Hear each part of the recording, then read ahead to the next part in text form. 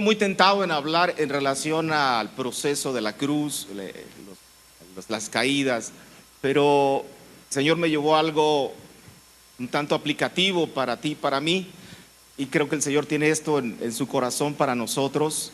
Vale la pena entender lo que Jesús hizo en la cruz por nosotros. ¿Cuántos de aquí hemos sido librados por el sacrificio en la cruz del Calvario? Amén. En esto nos vamos a centrar. ¿Por qué la cruz? ¿Por qué Jesús eligió esto? El Padre eligió este proceso. ¿Por qué tenía que ser así? Vamos a responderlo en esta noche, pero eso es la parte que el Señor ha hecho. Pero también hay una parte que nosotros, como creyentes, como hijos de Dios, hemos de mostrar la imagen de nuestro Padre. En eso nos vamos a centrar. Es más, ¿tú sabías que cuando llegues al juicio, porque va a haber un juicio, hermano, va a haber un juicio, no se te va a preguntar en el contexto de la salvación, no se te va a preguntar ese día si pecaste mucho o pecaste poquito? No va a estar San Pedro ahí pues con la llave como pensábamos antes, tú sí entras, tú sí no entras. No, no es así.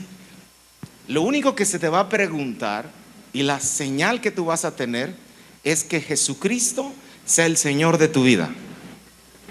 Que si hiciste mucho, que si hiciste poco, que si eras bien persinadito, que si eras el perfecto, hermano, todo eso no sirve de nada. Hay otro juicio que tiene que ver con los galardones que tú vas a tener en lo posterior, en la eternidad. Pero para salvación no se te va a preguntar qué tan pecador fuiste. Lo que se te va a preguntar es si el Señor Jesús es el Señor de tu vida. Eso es lo que importa, hermano. En esta vida no importa otra cosa. La posibilidad que nosotros tenemos en esta vida es conocer a nuestro Señor Jesucristo y darlo a conocer a los demás. Esa es nuestra labor. Contextualizando, la historia comienza en el jardín del Edén. Bueno, no comienza ahí todavía, hay una historia anterior a eso, toda una eternidad antes de eso. Pero en cuanto a nosotros, en el huerto del Edén, Adán y Eva pecan. Al final deciden tomar una decisión que va en contra de lo que Dios les había dicho que hicieran. Se equivocan y mueren. Pero esa muerte no tiene que ver con la muerte que nosotros conocemos, que cierran los ojos y ya, como nosotros pensábamos que era la muerte. Pero la muerte de la que se habla en el Génesis, en el inicio, tiene que ver con que tu espíritu murió, con que tu espíritu se separó de Dios. Ya no te puedes comunicar con Dios. El problema fue eso. Pero el cuerpo y el alma subsistieron posteriormente. Por eso en Juan 1:12 dice: a lo suyo vino y los suyos no lo recibieron, mas a todos los que le recibieron les dio potestad de ser hechos hijos de Dios, los cuales no son engendrados de carne ni de sangre, sino ¿de quién? De Dios. Espiritualmente, del Espíritu nos resucita. La obra que Dios ha hecho en nuestra vida es una obra totalmente espiritual, porque tiene la intención de regresarnos para que tener una comunión en el Espíritu, porque Dios es Espíritu. Y en Espíritu es necesario que le adoremos. El Señor está buscando eso. En ese aspecto, nosotros teníamos el cuerpo y el alma, pero el Espíritu muerto. Entonces, nosotros como hombres, como somos una parte espiritual, el alma también es espiritual, tratamos de algún modo, porque sabemos que existe Dios, pues empezamos a crear religiones, empezamos a hacer cosas para satisfacer como una necesidad espiritual. Pero hermano, el cuerpo y el alma no se pueden comunicar con Dios. El cuerpo y el alma están lejos, están separados. Quien se comunica con el Señor es el Espíritu. Por eso cuando Jesús dice: les prometo que vendrá el Consolador, Él es el que nos va a alentar.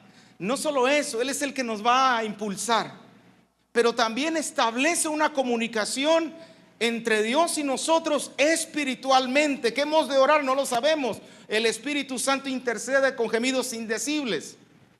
Es decir, la comunicación para con Dios es en el espíritu. Así que la abuelita o la tía que se vestía de benevolencia en su rostro y decíamos, ay, se va a ir al cielo, era pura alma. Sin Cristo solamente era el alma fingiendo una espiritualidad, pero realmente la persona, si no tiene al Señor Jesucristo en su vida, está muerta. Por más que le hagas, no, pero es que es bien buena onda, es el pan de Dios esta persona. Si no tiene a Jesucristo y ha sido resucitado por el Espíritu Santo, no tiene comunicación con Dios, es puro religiosismo.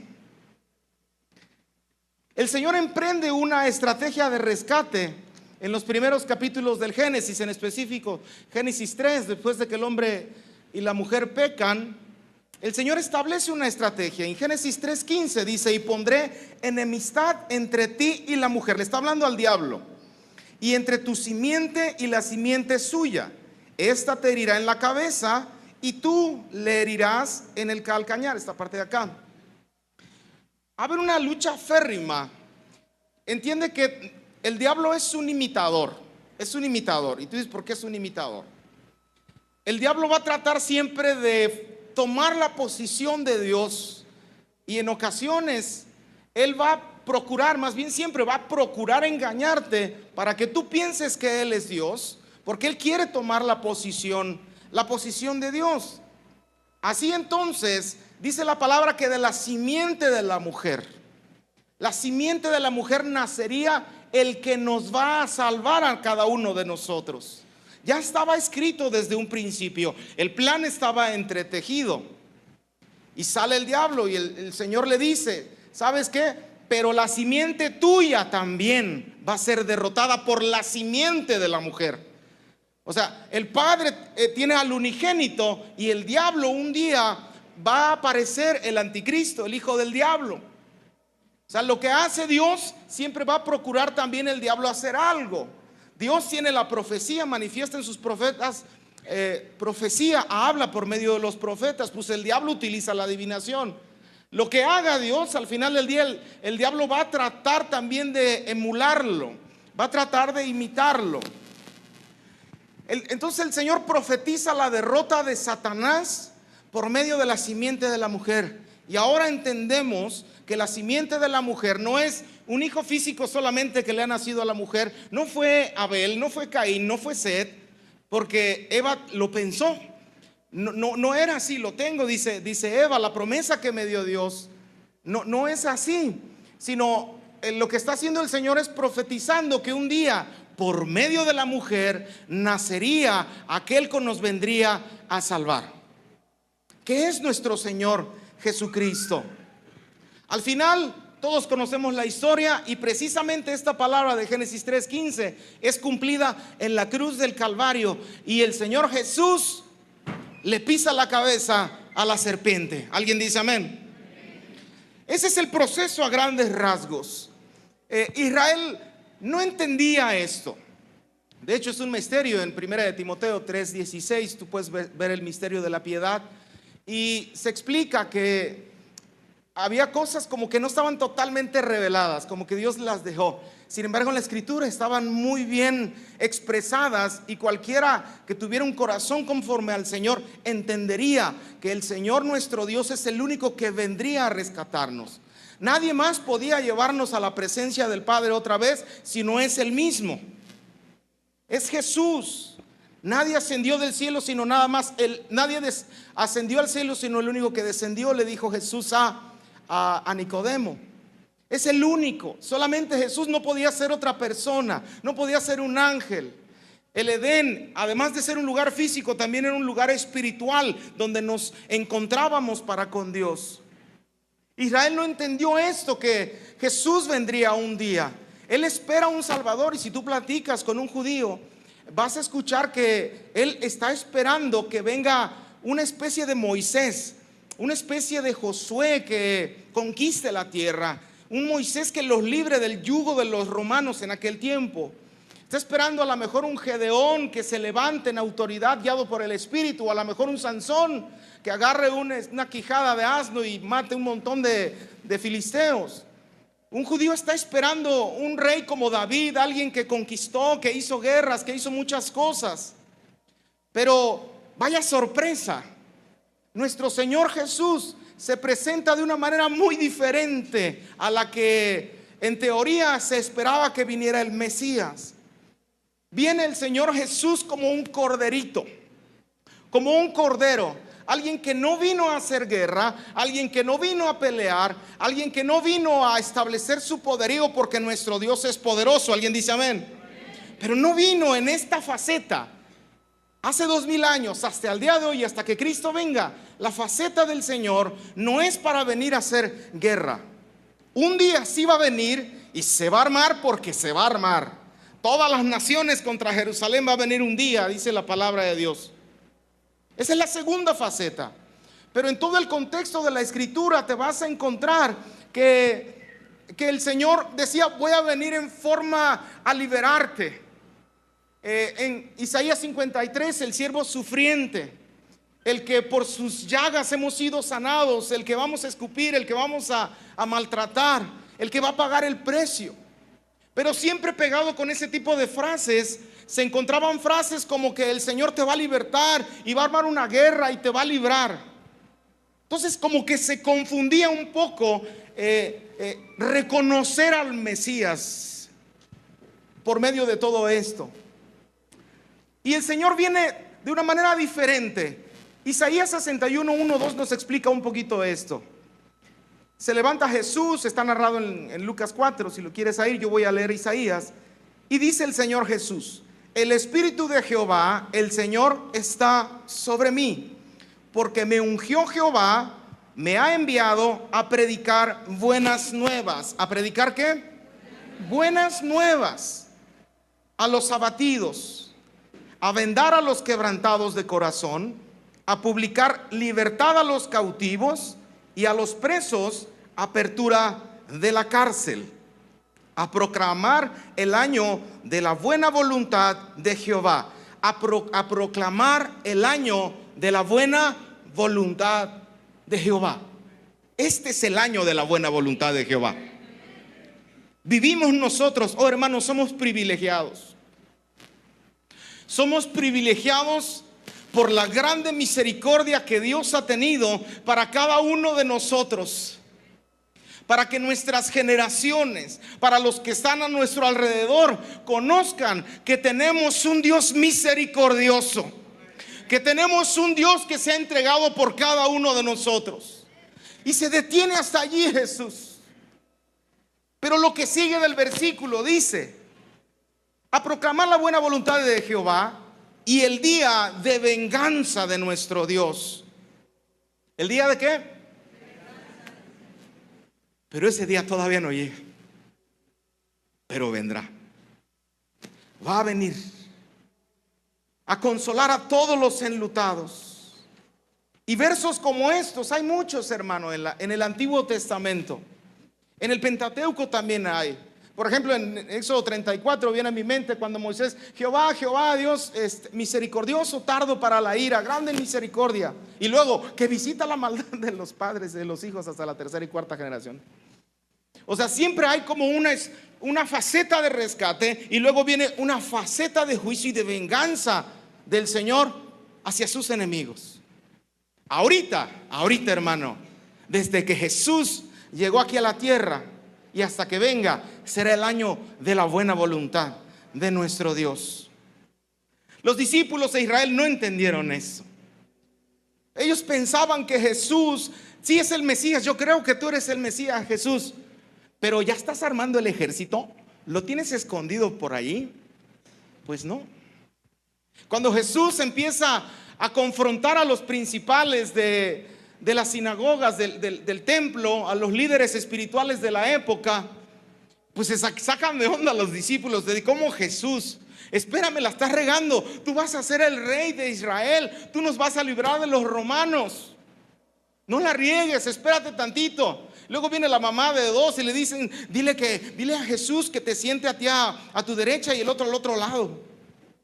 O sea, están pensando en la ley de la selva, en el evangelio del diablo. Porque en el evangelio del diablo, si pudiéramos llamarle evangelio, se trata solamente de la ley del más fuerte. Con el diablo, el más fuerte es el líder, el más poderoso es el líder, aquel que tiene más intelecto, aquel que puede más, es el que domina sobre los demás. Pero en Cristo no es así. En Cristo es totalmente al revés. Lo que hasta hoy hemos visto de nuestro Señor Jesús es la faceta de Cordero. ¿Es la faceta de qué, hermano? De Cordero. Después lo vamos a ver como león. Por Jesús tiene las dos facetas. Él es Cordero y Él es león. Ahorita Él es Cordero. Seguirá siendo Cordero, pero la faceta de león todavía no la hemos visto. ¿Por qué tuvo que ir a la cruz Jesús? ¿Por qué? ¿Por qué tenía que ser en una cruz? Bueno, por dos cosas. Uno, porque el Padre ya lo había predeterminado así. Ya lo había determinado así. Tenía que ser en una cruz. Y la segunda, porque tiene que ver con el carácter de Jesús, su corazón, lo que Él es. Él se quiere revelar tal y como es. ¿Y qué crees, hermano? Jesús se reveló tal cual es en la cruz del Calvario. Él murió en la cruz porque había un plan que ya el Señor ya había establecido. Y en Génesis 22, después de que da a luz Sara a Isaac, el Señor se presenta un día para probar a Abraham y le dice: me has de dar a tu hijo, a tu unigénito. Y en el verso 2 del capítulo 2 dijo: toma ahora tu hijo, tu único Isaac, a quien amas. ¿A quien qué? ¿Te acuerdas cuando el Padre, Jesús viene a Juan el Bautista y es bautizado, y el Padre le dice, se escucha en los cielos: este es mi hijo amado, de quien tengo complacencia? Y vete a tierra de Moriah y ofrécelo allí en holocausto, sobre uno de los montes que yo te diré. Brinco al verso 6. Y tomó Abraham la leña del holocausto y la puso sobre Isaac su hijo. Y él tomó en su mano el fuego y el cuchillo, y fueron ambos juntos. ¿Te estás imaginando la imagen, la historia?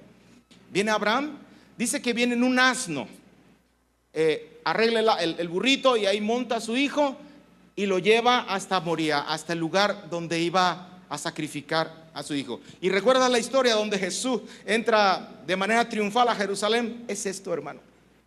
El Señor ya estaba pintando, ya nos estaba avisando cómo iba a ser el advenimiento, la primera llegada de nuestro Señor Jesús. Dice que toma la leña Abraham y se la pone sobre su hijo Isaac. Y ahí vemos a Jesús cargando también la cruz y yendo al lugar de sacrificio. En el verso 9 dice: y cuando llegaron al lugar que Dios les había dicho, edificó allí Abraham un altar y compuso la leña y ató a Isaac su hijo. ¿Qué le hizo a su hijo? Lo ató. Es la misma y viva imagen del proceso del Vía Crucis que Jesús llevó para morir por cada uno de nosotros. La forma en que Jesús murió estaba diseñada por el Padre. No hay más, no hay más. Ya después David conquista Jerusalén y esa es la capital de Israel, y después va a ser la capital del mundo, así sencillamente, porque el Señor así lo predestinó.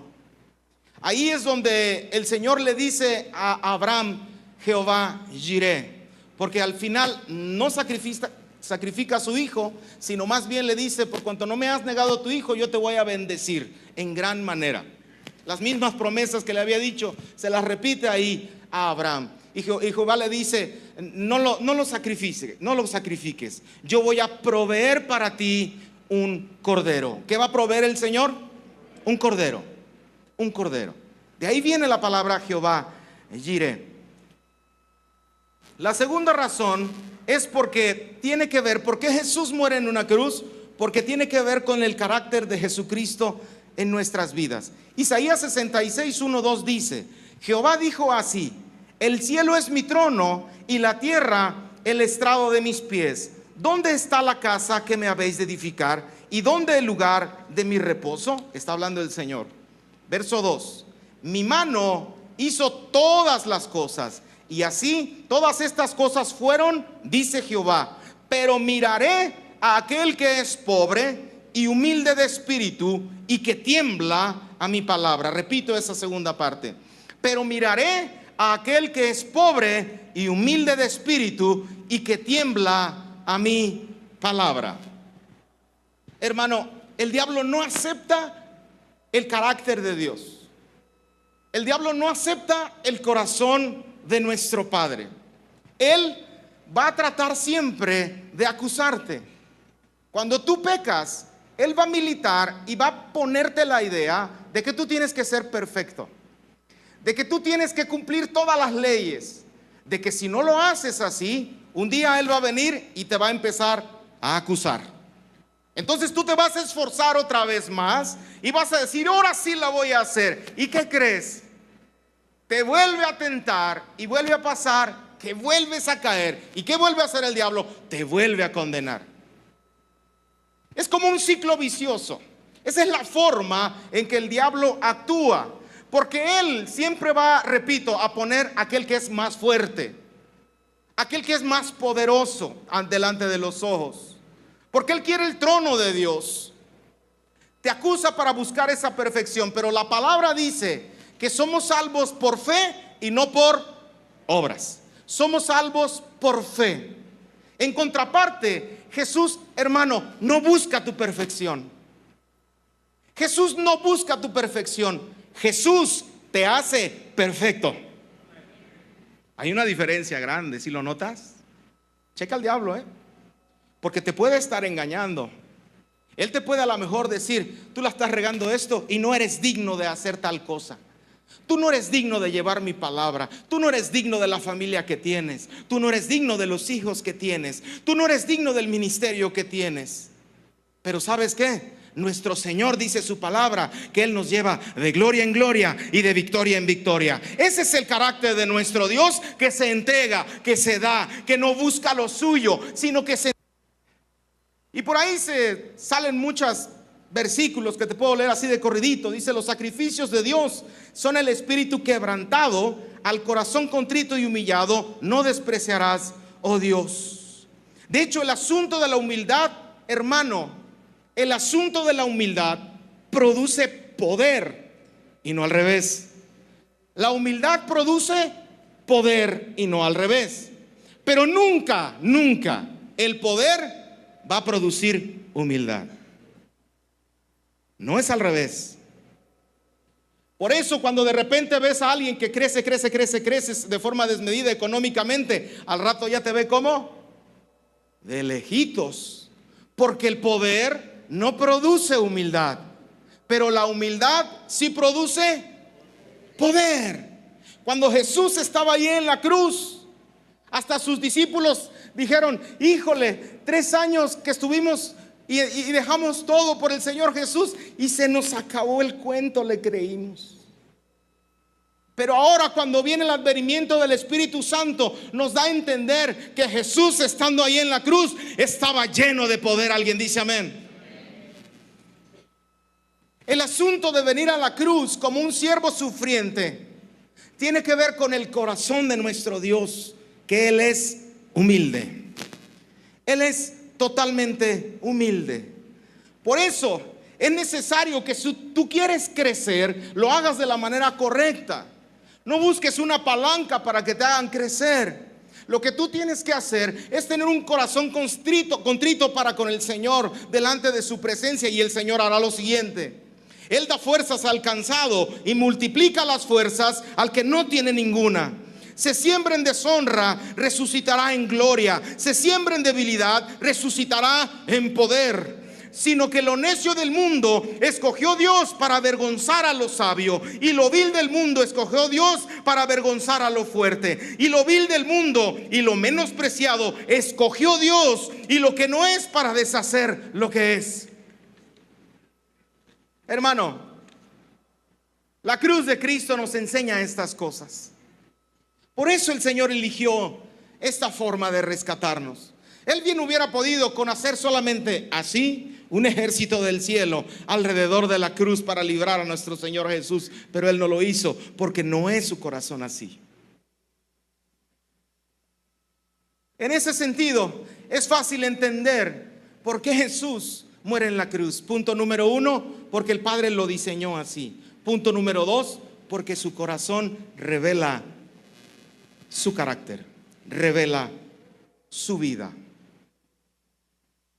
Lo que pasó en la cruz tiene que ver entonces con aplastar la raíz del problema desde el huerto del Edén.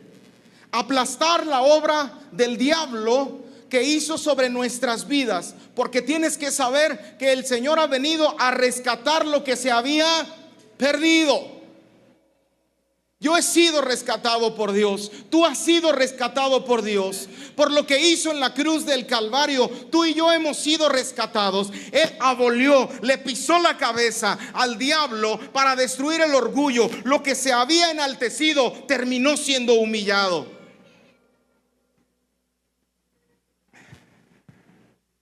¿Cómo se puede medir el poder de una persona? El poder es proporcional a su humildad. Y la humildad no tiene nada que ver con una apariencia de piedad.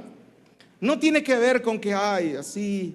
No, la humildad tiene que ver con estar sometidos a la guianza del Espíritu Santo.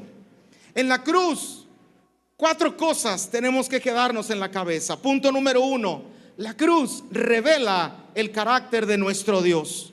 Punto número 2, en la cruz nuestro Señor Jesús venció al diablo. Punto número 3, en la cruz pagó el precio por todos nuestros pecados. Y punto número 4, en la cruz nos acerca otra vez a la presencia de nuestro Dios. Nuestro espíritu resucita. Si tú te quieres comunicar con Dios, no es que tú hagas la mejor armonía, la mejor faceta de ti, el mejor canto. Si tú te quieres conectar con Dios, la única manera que tú tienes en hacerlo es a través de tu espíritu, en el Espíritu Santo. Así nosotros hemos sido creados por Dios para ser imagen de Dios. ¿Para ser qué, hermanos? Imagen de Dios. El diablo se enchiló con esto. Yo he entendido esta parte en el contexto de la Escritura. El diablo se enchiló. ¿Por qué crees que quiere imitar a Dios? Hermano, tú y yo nacimos para mostrar la gloria de Dios. Somos imagen de Él. El diablo quería eso. El diablo quería eso. Un día tú y yo vamos a estar gobernando juntamente con Cristo, porque ahora mismo estamos sentados junto a Cristo en los lugares celestes. Pero va a llegar un día en que todo va a ser gobernado por aquellos que son su imagen. El diablo no se conformó con servir al Señor por ser una creación perfecta y maravillosa. Él quería la posición que tú y yo, el Señor nos ha dado por toda la eternidad. ¿Cuántos creen esto? Entonces, la Escritura nos revela el carácter de Dios. Dios busca que Cristo viva en nosotros, si no, no va a ser posible. Y para cerrar, hay una historia en Lucas 18. Un joven rico se acerca a Jesús y le dice: Señor, ¿qué de hacer para heredar la vida eterna? Y Jesús le responde: los mandamientos sabes: no adulteres, no mates, no hurtes, no digas falso testimonio, y honra a tu padre y a tu madre. Le dijo 5 mandamientos. ¿Cuántos le dijo? ¿Y cuántos le faltan? Eso, vamos bien. Le faltaron otros 5 a Jesús. Se detuvo en uno. El siguiente tiene que ver con la codicia, que no codiciarás lo de tu prójimo, la mujer de tu prójimo. Tiene que ver con la codicia. Y el Señor Jesús le lanza un reto: mira, vende todo lo que tienes y dalo a los pobres. Dice que el joven se entristeció mucho. De los 6 mandamientos que el Señor le propuso al muchacho, el muchacho estuvo a punto de casi ser la persona perfecta. Pero hay una cosa que nos revela la Escritura. Hermano, nadie puede ser salvo por el cumplimiento de la ley. Nadie. Y de ahí vino una frase que el Señor saca, porque sus discípulos le preguntan: pero ¿cómo va a ser posible entonces que las personas sean salvas? De ahí el mensaje que le dice Jesús: es más fácil que un camello pase por el ojo que una aguja, que un rico entre al reino de los cielos. Y sus discípulos le dicen: pero ¿cómo va a ser posible? Entonces, ¿quién va a poder ser salvo? Y la misma pregunta me hacía yo: ¿quién va a poder ser salvo?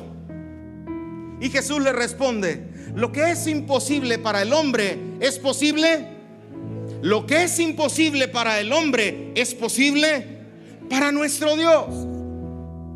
Y aquí es donde me tiemblan las patas. Ay. Los discípulos se preocuparon porque habían dejado todo. Pero ¿cómo, Jesús? Y me recuerda claramente cuando el Señor le dice a Abraham, cuando lleva a su hijo unigénito, a su único, al que tanto amaba: no lo sacrifiques, porque yo voy a suministrar cordero para el sacrificio. Lo que Jesús le está diciendo al muchacho aquí es: nadie podrá cumplir la ley. Nadie va a poder llegar al cielo por sus propios méritos. Pero lo que sí puedes hacer es seguirme a mí. Lo que sí puedes hacer es creer que yo he provisto para ti un sacrificio que te va a dar vida eterna por siempre. Un sacrificio en el que tú ya no cuenta tu obra, ya no necesitas preocuparte, sino lo único que necesitas es confiar en mí. Nadie puede heredar el reino de los cielos a menos que Dios mismo lo rescate. Sus discípulos se espantan. ¿Cómo, Jesús? Lo que Jesús nos está diciendo es que Él va a ser el sacrificio suficiente para entrar otra vez a la presencia de nuestro papá, para el lugar donde teníamos originalmente en la creación. El Señor Jesús va a suplir sacrificio para cada uno de nosotros. Para el hombre no es posible, pero lo que sí es posible, hermano, es seguir a nuestro Señor Jesucristo. Tú no vas a poder ser perfecto. No, ya no te esfuerces. No te digo peques, no me vas a malentender, por favor. Pero ya no te esfuerces. Ya no te esfuerces en tu cabecita, en tu corazón, creyendo que tú no eres apto para el reino de los cielos. Yo creo algo bajo la luz de la palabra. Todos los que estamos aquí, que le hemos entregado nuestro corazón al Señor, tú eres apto para el reino de los cielos. Tú eres apto para llevar las buenas nuevas a cualquiera que no ha conocido a nuestro Señor. Entonces,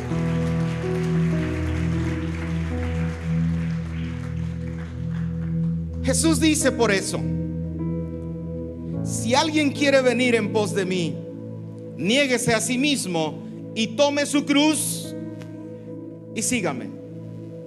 Hechos a la imagen de Jesús. Hechos a la imagen de Jesús. El joven todavía quería justificarse por lo que hacía. Por eso se entristeció, porque no pudo y ni podrá, y ni tú tampoco. Pero si seguimos a Jesús, pero si seguimos sus pisadas, pero si tomamos su cruz, entonces tenemos derecho a entrar al reino de los cielos por medio de Jesucristo. Yo soy el camino, yo soy la verdad y yo soy la vida, y nadie va al Padre si no es por mí, dice nuestro papá. Eso es la cruz, hermano. Eso es la cruz. Nuestro Dios es un Dios humilde. El Dios que hizo toda la creación, hermano, toda la creación. Y ahora tenemos la ciencia. Y la ciencia ha develado que el universo cada vez más se sigue expandiendo, que somos una cosa minúscula en medio del universo. Pero ¿sabes qué? Nuestro Padre, que es el dueño del oro y de la plata, que está sentado en su trono, tiene un corazón humilde como para venir con nosotros que no lo merecíamos. Ese es nuestro Dios. Ese es el Dios que ha venido por tu vida, que ha venido a rescatar lo que se había perdido. Si tú no tienes ninguna necesidad de ser rescatado, no vas a ser rescatado. Pero si tú en tu corazón hay una necesidad de venir a la presencia de nuestro Padre, ten por seguro que Él va a tomar de lo vil y de lo menospreciado del mundo. Te va a tomar a ti y te va a llevar otra vez a la posición original que teníamos. A Él no le interesan las riquezas, hermano. No le interesan las riquezas. Es increíble nuestro Dios.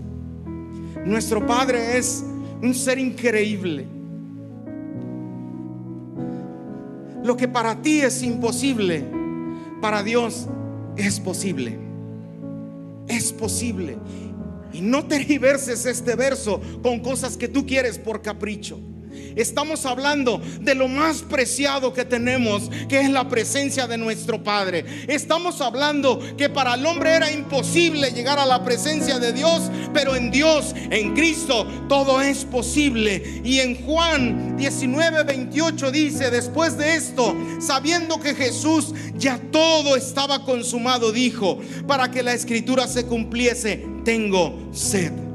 Y estaba allí una vasija llena de vinagre. Entonces ellos empaparon en vinagre una esponja y poniéndola en un hisopo se la acercaron a la boca. Cuando Jesús hubo tomado el vinagre, dijo: consumado es. ¿Qué dijo Jesús? Consumado es. Hermano, el precio ya fue pagado. Hermano, tú y yo tenemos vida eterna. Hermano, en el Espíritu ahora podemos venir delante de Él y Él nos va a escuchar. Antes tú creías que Dios te escuchaba. No, hermano, estabas muerto en tus delitos y en tus pecados, pero ahora nuestro Dios nos ha resucitado, porque ha sido consumado todo lo que se necesitado para estar delante de la presencia de Dios. Nuestro Señor Jesús lo ha llevado a cabo. Alguien dice amén. Te puedes poner en pie, por favor.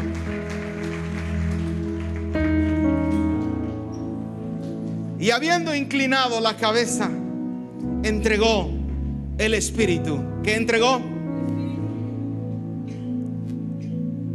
Tu espíritu después resucitó. Y eso se va a hablar el domingo. ¿Hay alguien que nos visita por primera vez en un lugar como este? Que levante su mano. ¿Hay alguien? Aquí tenemos a un varón y a una señorita. Le damos un fuerte aplauso al Señor. Bienvenidos. Bienvenidos. ¿Hay alguien más?